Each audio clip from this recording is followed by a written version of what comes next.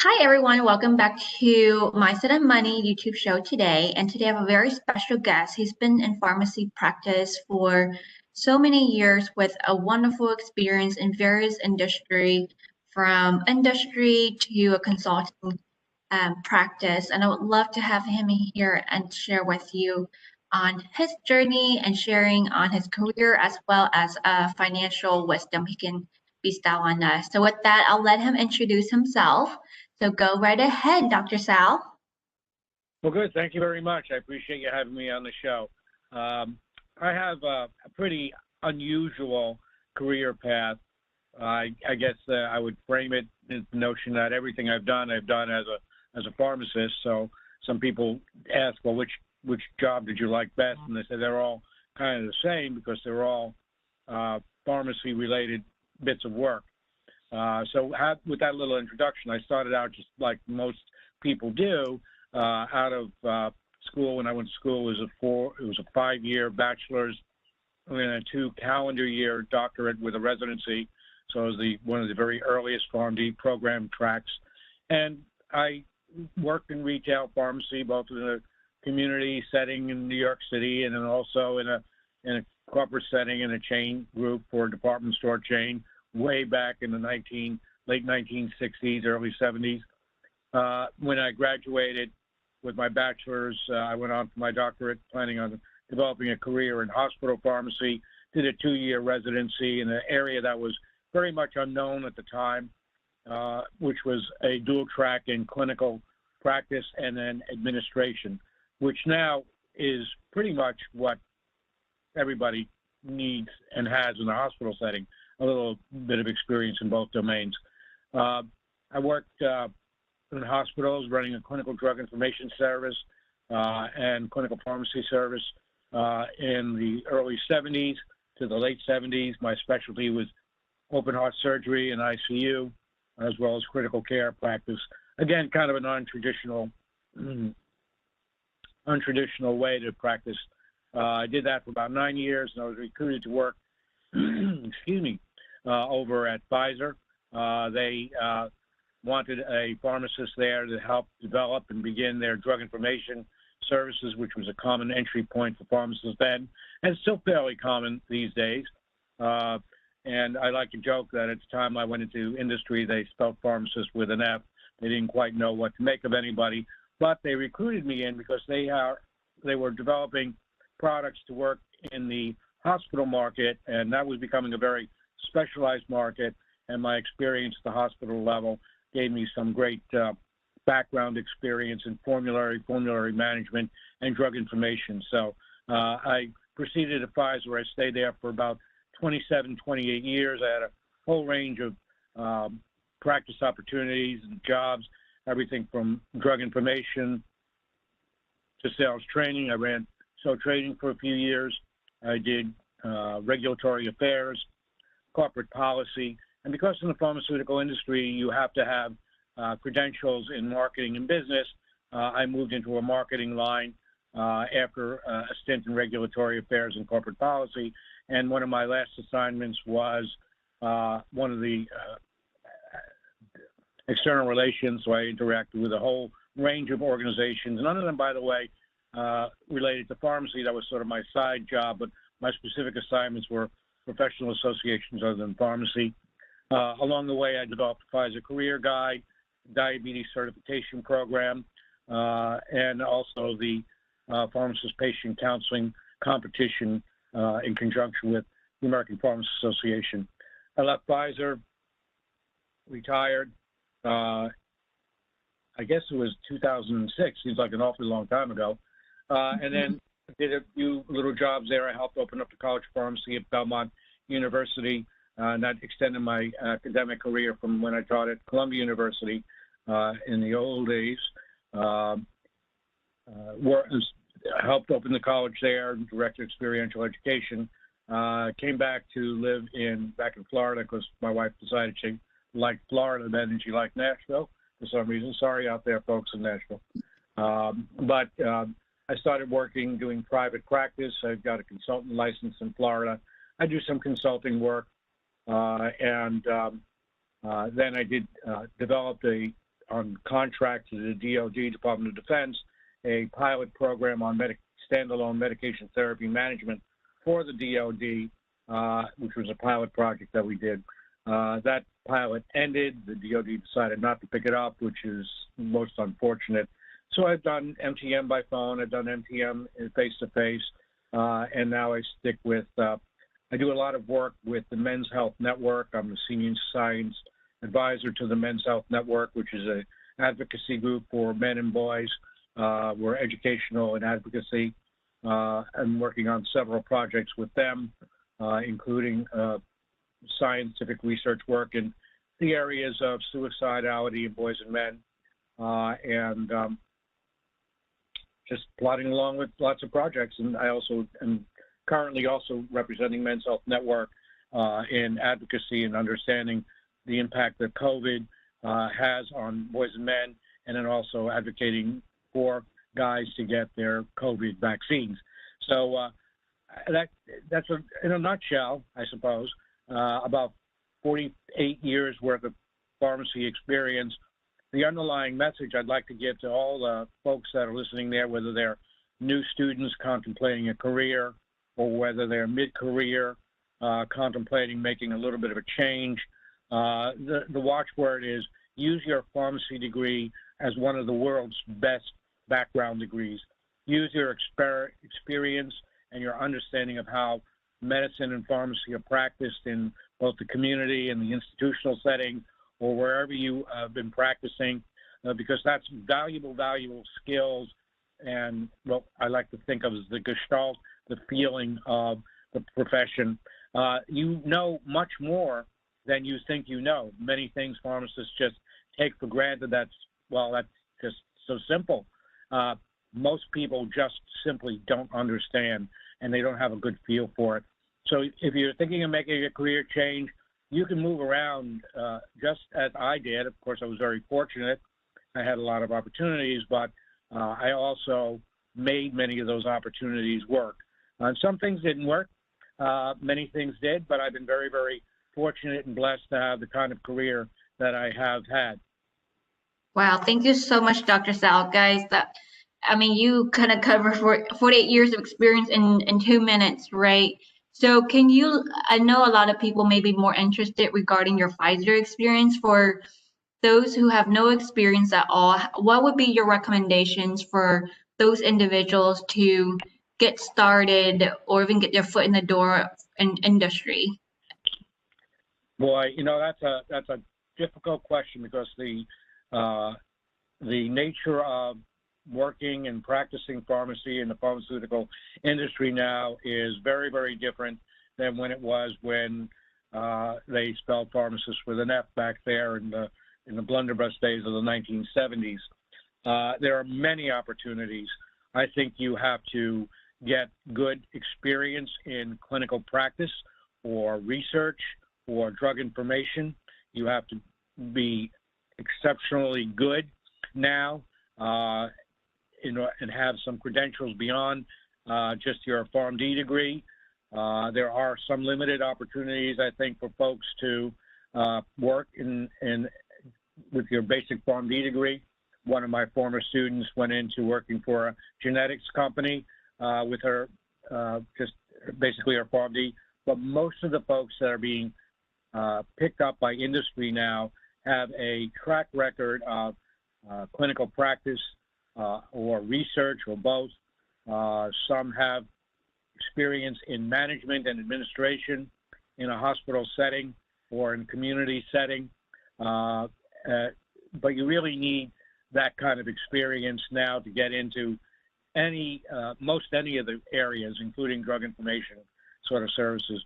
If you want to go into MSL, medical science liaison, or something similar, you really do need to have exceptionally good research skills. The other thing, regardless of where you want to go in the industry, you must have very good communication skills, both verbal and written communication skills. Industry moves on, particularly these days in the internet era, moves on information management and information communication, and communicating important message is that whoever you're working for or with needs to get across. So one of the things that one of my buddies and I did when we were in our PharmD program, we realized that we needed to be good communicators. So we basically went out to local professional societies, nursing associations, medical groups, and we said, look, we're trying to hone on presentation skills. Would you please bring us in to do an in-service program or an educational program? You don't have to do anything. If you can feed us, it's great. You don't have to pay us. We just want the practice. And you know what? Bless their little hearts. Everybody who's been in this kind of shoes before said, sure, come on down. So we got a lot of gigs. They were very gracious. We were awful in the beginning, and we were pretty bad at the end, but we worked hard at it. And eventually we got really good at doing presentations, to talking with other professionals. Pharmacists have to be able to talk with physicians, nurses, academicians on a peer-to-peer basis. So you really need to feel comfortable doing that sort of thing if you're going to work in an industry role. Yeah, and I think you highlight a very important point, which is communication, because regardless, like you said, which industry you work, that communication comes with you. And I love it how you basically volunteer your time to exchange for skills. And I think that's what, for those without the experiences, those are opportunities you may need to consider, is that instead of trying to keep looking for a full-time job, which you should still doing, really trying to volunteer for various opportunities, like being involved with organizations and get on their committee and just be vulnerable, right? Like be okay to do not so good initially and then start honing on those skills. So I think you hit a great point there. You have an amazing track record in terms of being a board of directors for American College of Osteopathic Family Foundations. Can you share a little bit more? How did your consultant and clinical pharmacist get you involved in those various group? And in 2006, you found your own consulting group, which is called Griffin Consulting Group. Can you talk a little bit more about that? Sure, yeah, I'd be happy to. Part of my work for a good period of time while I was in industry at Pfizer was liaisoning with Pfizer to various organizations and professional associations. And it was indeed building the network, but representing the Pfizer and a number of venues. So I was on not only board of director level for the American Osteopathic Foundation, but also for National Association of Continents, and I still am on that. And also I served on the industry boards for many, many other groups, including the AMA and the AFB, American Academy of Physicians Assistants. The grounding was I was an expert in pharmaceuticals. I was a drug expert, medication expert, not just on the names of the drugs or the dose of the drugs, but how they were used in the real world and how they were assessed by practitioners.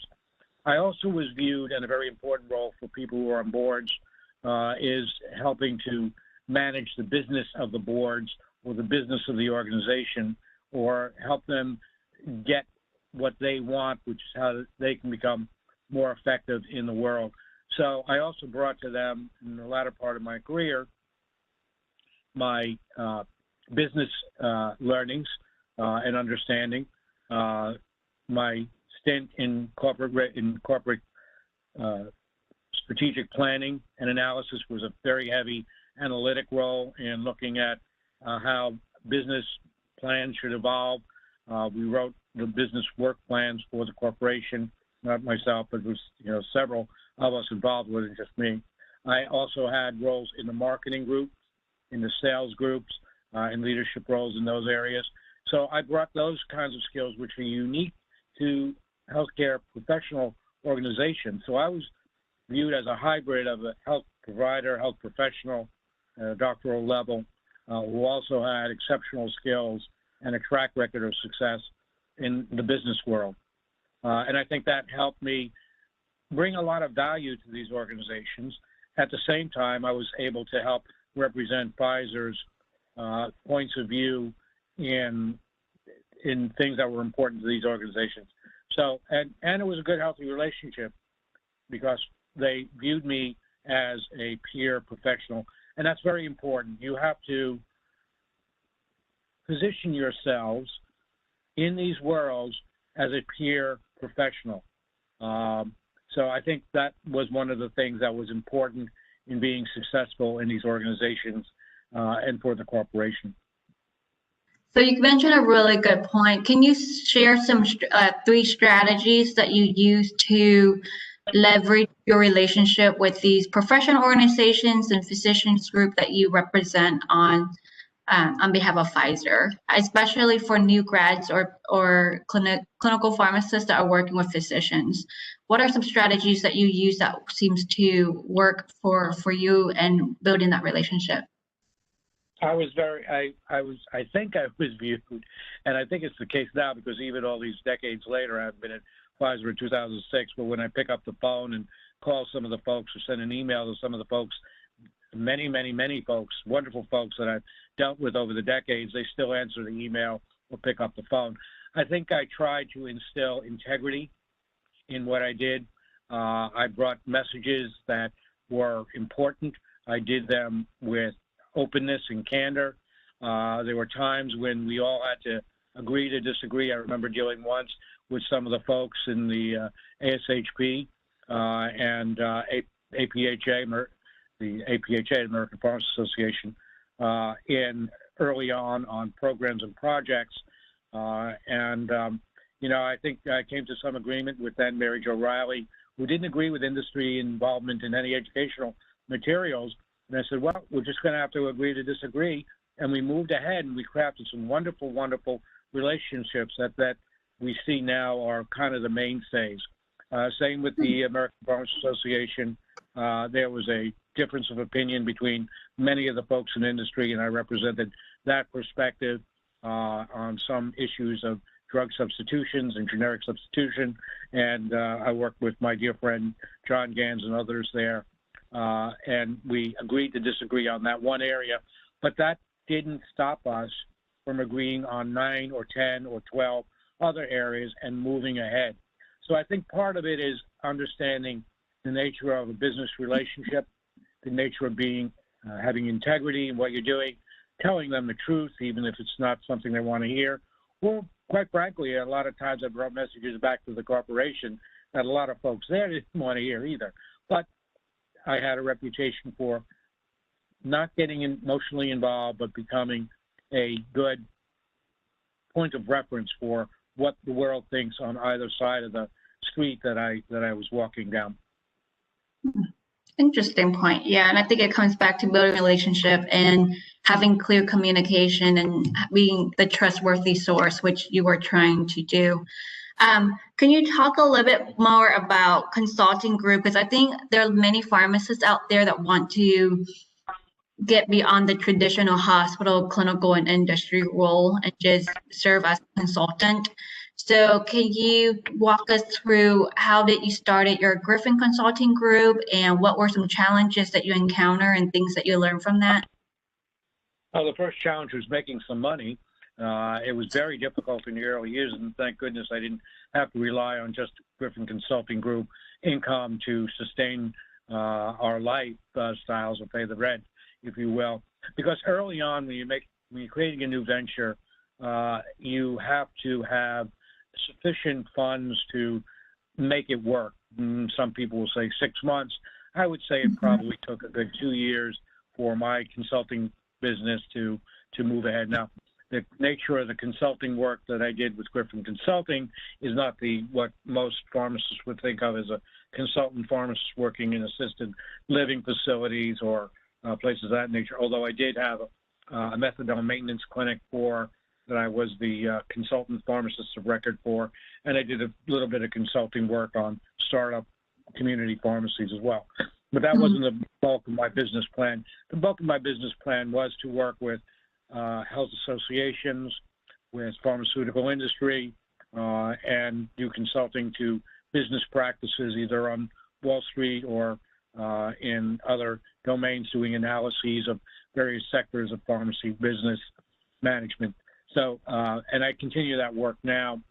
So, while I do understand what a consultant pharmacist does in the nursing home or assisted living domain, that's not something I did a lot of. Basically, give yourself a good financial underpinning if you're going to do it full time. If you're not going to do it full time, which is usually the case, start off a little bit slowly, and then when you get to a certain junction you have to make a really important, critical, and very scary decision. Do I stop my day job and make this side job my full-time job, or what do I really want to do? So I think that you have to also have an extremely good network. Part of the way I work in Griffin Consulting is I have many colleagues, former colleagues, both in industry as well as association world, as well as pharmacy practice and medical practice domains that I call on if I'm involved in a project or I want to talk about doing a particular project in a particular domain. And I know I don't have the expertise to do it. That's just an important thing. Know your limit. Know what you're really great at, and know what you're good at, and then know your limitations and things that you're just awful at. And then bring resources in to help bolster your background. You can be the front person, but you've got to have resources. So the whole concept of the network was utilizing all the folks around me to help do work that I didn't feel comfortable doing on my own. It also helped me garner work. So when you go into this broad-based consulting work, one of the things that becomes your most valuable asset, just like inventory in a pharmacy or knowledge of drugs in a formulary scenario, it's your network. That is your most valuable asset, both for bringing resources to the project and then for pitching and garnering profit. So what got you started with the Griffin Consulting, and then fast forward 14 plus years, almost 15 years now, you're doing this. What are the 3 big lessons learned from your experience opening up your own practice? It isn't easy. If it was easy, everybody would be doing it. So expect that it's not going to be easy. The other is, as I said earlier, I think it's very important, particularly if you're at a certain point in your career where you're still raising kids, paying college bills or whatever, is to make sure that you have a good solid underpinning of financial resources to carry you through at least a year, and then a little bit for a buffer, and then try not to pull resources from your day-to-day living to fund your business. Make that a standalone structure. The other thing is you've got to really have a good feel for working with other people. So much of what I do depends on my ability to understand other individuals' needs and wants in terms of my providing them with services, or my ability to understand how to work and collaborate with a colleague or a professional person in a different discipline, whether they are journalists, whether they are physicians, whether they are marketing individuals, whether they are research scientists, whether they're people at NIH or CDC. These are all colleagues that I need to work with for some of these really nice projects. You know, and I had the privilege of being one of the founders and the chair of the American Public Health Association Men's Health Caucus because of my advocacy work in men's health. And I now hold the august title of Chair Emeritus, which means I can butt in anytime I want, but I have no responsibility because all the real elected folks get the responsibility. But that brought me into a whole other level of organizational and outreach, because then I started working in the public health domain, which is not an area that pharmacists outside the public health service or Indian Health Service usually work in. But you know, the role, the viewpoint, the perspectives of pharmacists, particularly pharmacists with business experience, is very valuable in the public health world. So you take all of these things together, you have to be, the other most important thing is, if you're going to do this kind of consulting work, is have a really broad network of folks to call on. And with yours network, you built it throughout the years that you work with Pfizer and your own being a consultant. And so how would you, I guess, what are 3 advice you would give for young practitioners or even seasoned practitioners who want to move into consulting world? Well, I started building my network the day I stepped out of undergraduate bachelor, my 5 years bachelor's degree, and perhaps maybe even a little bit before that. You'd be amazed how many of my school chums that even now I have dialogues with and interact with. So the first is build your network from the ground up. Remember that pharmacy is a small profession. Whatever you say when you're a 21-year-old individual on Facebook or at a conference or in a class will be remembered for a lifetime. So always make a good first impression, have integrity, be polite, have respect for the other individual, and don't be afraid to show people their skill sets, what you know. The other is hone your communication skills. It's so important. So the communication skills I'm using with you now, doing this really wonderful interview, thank you, are very different than the communication skills that I would be using if I was talking with a patient at the community pharmacy about using their antihypertensive medication. It's totally different than the communication skills that I would use in an MTM encounter live, which is also totally different than the communication skills you would use in an MTM encounter over telephonically, and absolutely different than the communications you would use in the business world, making a budget presentation or a formulary presentation or a presentation about some other market dynamic. So you have to be able to be comfortable or at least conversant in several different kinds of communication skills and not just adopt the type of language skills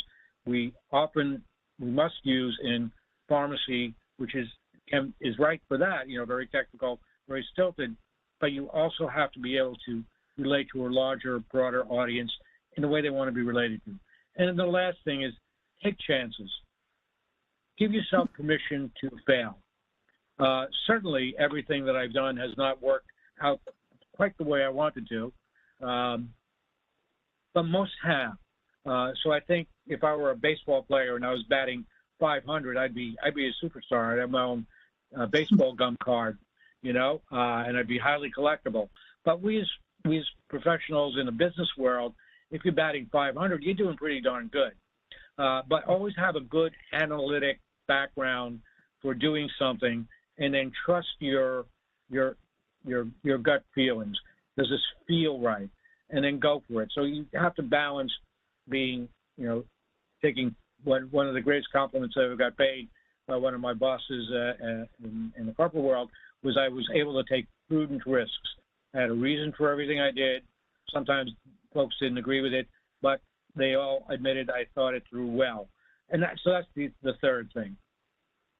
Wow, thank you so much for sharing that. Yeah, so overall, build your network, show your skill set, honing your communication skills, and be okay to fail and fail early on and feel cheap, right? Kind of aligning with what you're saying about finance, because one of the goal for this podcast or this show is to talk about finance and financial literacy. So can you tell 3 pearls of wisdom that you have for young practitioner or seasoned practitioners as they are transition into their various career? What are, I guess, one of your biggest money mistake and 3 things that you learned from your journey? So let's start with the mistake first, if any. Okay. If I could just jump back for 1 second. Sure. You said it's okay to fail. It's not okay to fail. You have to give your permission to the fact that you will fail. But oh my God, I hate failure.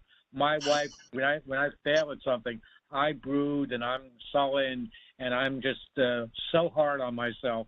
And one of the hardest things I ever had to do in the business world was do a self-appraisal. And almost everybody there was good at what they did, was much more critical about what they did than you. So you can't be okay with failure. You just have to accept the fact that you will fail and then make that a positive lesson. So yeah. Thank you for that. Yeah. I hate failing. On the financial thing, boy, when I got out of school in 1973, I had absolutely no idea that I would be 70 plus years old and have to have a bunch of money sitting there to live on. So I could do the things that I want to do both personally and professionally.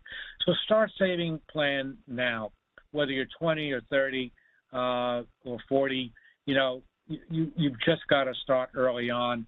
And one of the mistakes I made was I wasn't financially knowledgeable early on in my career. And since we were all making good livings in an environment where pharmacists were extremely well paid and highly valuable, I remember a time, and some of the folks here are going to laugh, where pharmacists could demand 100,000 plus 5-year contracts, no-cut contracts and clauses, and were given cards to sign those contracts with the chains. That's the way it was in the 80s or so, early 90s, when pharmacists were in high demand as the chains exploded in growth. But that doesn't last forever. So you have to start building a financial cushion for the rest of your life early on. The other is, a lot of people like to dabble in the stock market or make investments, and I think that's great if you understand how to do that, or you have a really good, trustworthy broker who's truly working for you and not their business. And those are hard to find in my estimation. So the other is invest in yourself. If you had $1,000 and someone said, look, would you like to invest that in Bubba's stock, or would you like to invest that in you? Invest it in you, whether it's an extra set of credentials, whether it's a pot of money that you're putting away to build your business, or whether it's money to expand your business or engage in a new venture. Do the investment. Don't only invest in other companies, but invest in company me. And then the third thing is be careful about all the folks who, the more successful you are, the more people will come after your money. I think that's a generalized good lesson. So be very careful about who you work with in terms of financial resources or partnerships, if you will. You have to have a very good financial, you have to have someone with a great deal of financial integrity. You're going to work with them in an area where there's money is being shared. Right. So how did you, I know you said back in when you first finished school, you didn't really know about saving up. So what did you do precisely to help you accumulate the knowledge that you have now? Was it reading books, finding mentors, or what were some of your favorite things that you did that helped you to where you're at?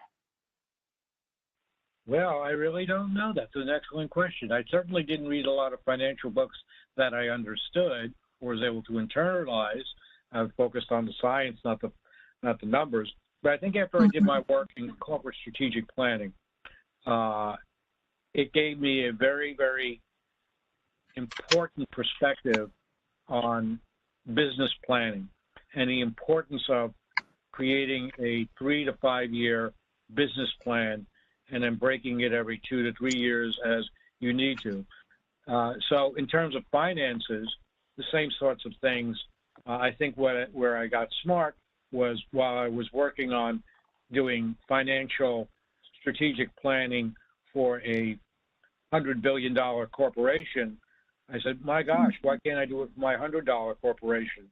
Why don't I take these same steps and discipline that a big business uses to plan where they're going to invest, what they're going to save, how they're going to spend their money, how they're going to manage cash flow, how they're going to allocate funds to various projects, how they're going to prioritize projects that they want to do to make sure that there's sufficient money to do it. How do they institute things that are painful to the corporation to get to the goal? So I learned my personal financial planning while I was doing part of a department that did planning for a $100 billion corporate. Now, a lot of people are not going to have that opportunity. But if you're working in a community pharmacy or a chain pharmacy or a hospital, try to understand their financial planning process. go as far as you can to learn how the company you're working for thinks about the strategy for their finances. And those are skills, techniques, viewpoints, and perspectives I think you can apply to yourselves. But you've got to do that early on too. And when you're 55 and you're thinking about retiring at 65 or 70, you really can't start then. You have to go earlier. And unfortunately, I think for the vast majority of folks in the under 30 category, and certainly folks in their 20s, there's probably not going to be the financial safety nets from the federal government that we older folks enjoy now. And the other thing I see is I am blessed to have a pension from my years at Pfizer, but pensions are not as prevalent as they have been in most businesses, and certainly not in pharmacy practice in either the community or the hospital world unless you're a corporate person. So I think you also have to realize that the financial security that perhaps your elders, your parents, grandparents had because of those pensions and Social Security are things you really can't count on. And that's advice I gave to my own 5 kids. You're on your own, babe, because the government is going to be taking care of you when you're 70. That's true. I think you just mentioned some really pertinent point about retirement. It's like when we're younger, we're like, well, we've got to worry about student loan, other things, let alone retirement. That's 40, 50 years from now. But when you are at that age of getting close to it, you have to, the time is in essence, are in our favor when you're younger. So even, $50, I tell people just put away into a mutual fund, let it grow and set it and forget it in a sense. So, Yes.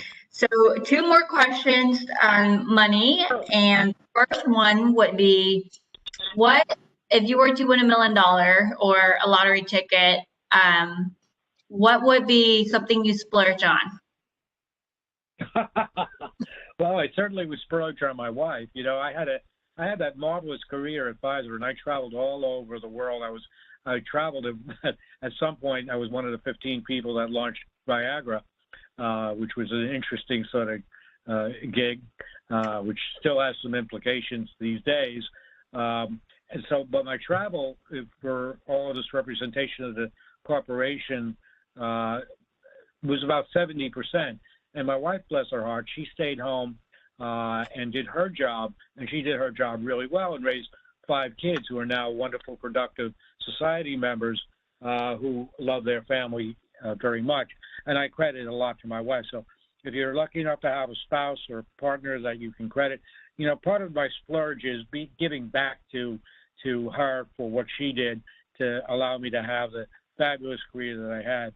The others, I'd reinvest in my business. There's a couple other projects I'd like to take on, and I would take some of that money and put it into business, and I work, with my wife to decide what to do with that money. And then the third is basically travel. I spent a lot of time traveling and not seeing the world, so I didn't take an awful lot of time to smell the roses. A lot of it because of the demands on what my employer was asking. But I would take more time now to see this absolutely beautiful world, which in and of itself is a tremendous learning experience to give you skills in so many domains that I think are helpful when you're working with an eclectic group of projects and people. The other is I don't ever plan on retiring. I think retirement is very overrated. And when I was working in the clinic, particularly at the Air Force Base here, Patrick Air Force Base, which is now Patrick Space Force Base, the veterans that I work with, the wonderful veterans who seem to do the best, never really seemed to retire. They always had very busy lives. They always capitalized on their knowledge and experience well into their 70s. And one gentleman who had one of the world's altitude flying records still worked and still flew planes maybe once a year, but he still do it in his 90s. So I think never don't plan on retiring, just plan on taking another or writing another chapter in your story, maybe not as intensive, maybe working things that you want to do, maybe working in areas that you find exciting and novel, maybe being able to take a bit more risk in certain areas and curious projects that you might not have engendered. So the other thing is, in terms of finances, always have a side gig, whether you're 70 or 90, have a side gig that gives you some joy and brings in a little bit of financial income, because that's always a good thing. Yeah, well, I love that. I'm recently reading a book by Julia Cameron, and she talks about never too late to start again. And it talks specifically what you're saying is like when folks reach their retirement age and who are so productive, they tend to lose themselves. So she was talking about like having side gig projects that you never thought. So very aligning to what she was saying. The other question, the last question of the day is, what is the best leadership advice that you were given to you that money can't buy? If you're not pissing someone off, you're not making progress. That was from my old residency director and mentor and beloved friend, Dr. Gilbert I. Simon, who's one of the creators of the PharmD programs in New York State. And he had a big old picture of a turtle with his neck stuck out of his shell, and with that little caption underneath hanging in his office for all of everybody who came to visit him to see. And it's true, you have to do what you think is right. You have to do it in a way that you think is proper. You absolutely need to take good, candid advice from folks, but you have to expect also that somebody is not going to like what you're doing. It's a little bit like that scenario that I related earlier when I was working with some of the professional associations where we agreed to disagree. And they were annoyed at me at times, but at the same time, they had a healthy respect for the other things that I did. So expect you can't please everybody. Expect that somebody's going to be annoyed at what you're doing. And if you're not rattling some bones somewhere, you're probably not being effective. So that's not that you have to do it to the point of annoying other individuals or the point of being offensive about it. But, you know, the only way to make progress sometimes is to shake things up a little bit. I think it's called, in current parlance, creative destruction. I love that. That's all. Well, that's all that we have for today, guys. I hope you enjoy all the golden nuggets that dropped throughout this whole video. And just truly appreciate Dr. Sal and his time. He's a super busy man, but he really shared his 48 plus years of experience in pharmacy and how you can succeed. Do what you always do, be a warrior. And I really enjoy having you guys watching and commenting. So let us know what you learned from this video and how I can add on more value to you. With that, until next time, my warriors, take care.